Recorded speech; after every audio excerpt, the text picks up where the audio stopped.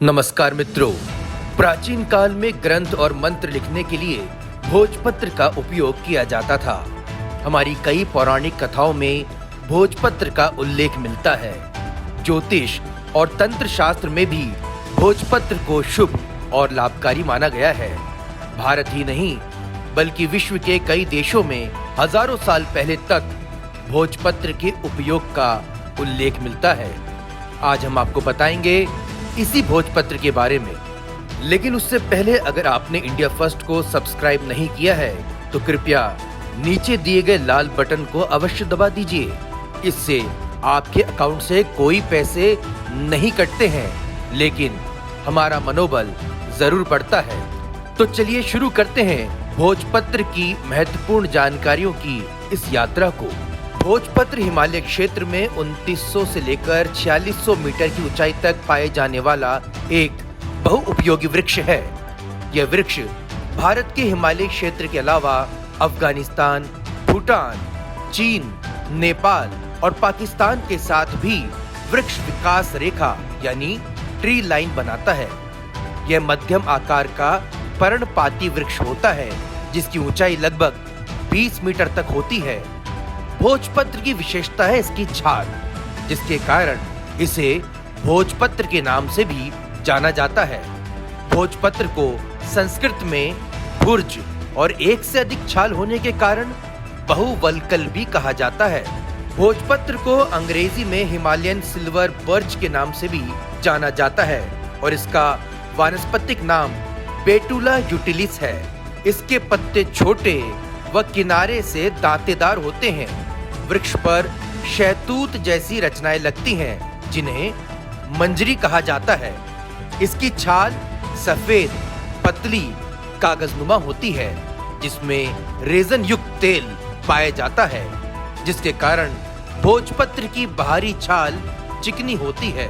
भोजपत्र की छाल, पत्तियां और लकड़ी को विभिन्न प्रकार से उपयोग में लाया जाता है। भोजपत्र का उपयोग प्राचीन रूस में कागज की मुद्रा पेरेस्ता के रूप में भी किया गया था। साथ ही इसका प्रयोग लिफाफे के रूप में भी किया जाता था।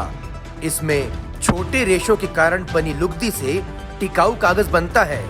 कागज के आविष्कार होने तक भोजपत्र की खाल का प्रयोग लिखित रूप में जानकारी संग्रहित करने के लिए किया जाता था। इसकी छाल प्राचीन काल में मुख्यतः धार्मिक ग्रंथों, शिलालेखों जैसे पेपर की तरह उपयोग में लाया जाता था, जिस पर लिखा हुआ सैकड़ों वर्षों तक संरक्षित रहता था।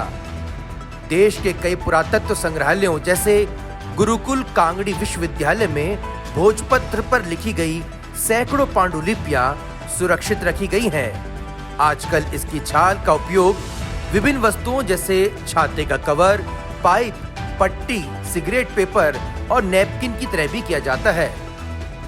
भोजपत्र की लकड़ी का उपयोग इमारतों और पुल के निर्माण के साथ ईंधन के रूप में भी किया जाता है। इसकी लकड़ी का उपयोग सजावटी वस्तुएं, चरण पादुकाएं तथा हुक्कों के लचीले पाइप बनाने में भी किया जाता रहा है। भोजपत्र की खाल का उपयोग विभिन्न दिव्य तरीकों से भी किया जाता है, जैसे इसकी खाल का उपयोग नकारात्मक प्रभावों को कम करने में किया जाता है। प्राचीन काल से ऋषि मुनि इसे परिधान के रूप में भी उपयोग करते थे। भोजपत्र दिव्य स्थानों में पाए जाने के कारण शुभ माना जाता है। भोजपत्र की छाल का प्रयोग आयुर्वेदिक दवाओं में घाव, कुष्ठ रोग, त्वचा रोग, ब्रोंकाइटिस, आवेग, कान के उपचार और रक्त विकार से संबंधित बीमारियों में भी किया जाता है। इसका उपयोग तमा और मिर्गी जैसे रोगों के इलाज में भी किया जाता है। मोटापे के इलाज के लिए भी इसे प्रभावी जड़ी बूटी के रूप में प्रयोग किया जाता रहा है। किंवदंतियों के अनुसार राजा भोज द्वारा इस वृक्ष का रोपण और विस्तार किया गया था और उनके राज्य में भोजपत्र का उपयोग कई शोध, ग्रंथ लेखन और शुभ कार्यों में किया जाता था। संभवतः इसी वजह से इनका नाम भोजपत्र पड़ा। आपको ये जानकारी कैसी लगी और आप और कुछ क्या जानना चाहते हैं, ये कमेंट बॉक्स के जरिए हमें जरूर बताइएगा। वीडियो पसंद आए तो इसे लाइक और शेयर जरूर करिएगा। धन्यवाद।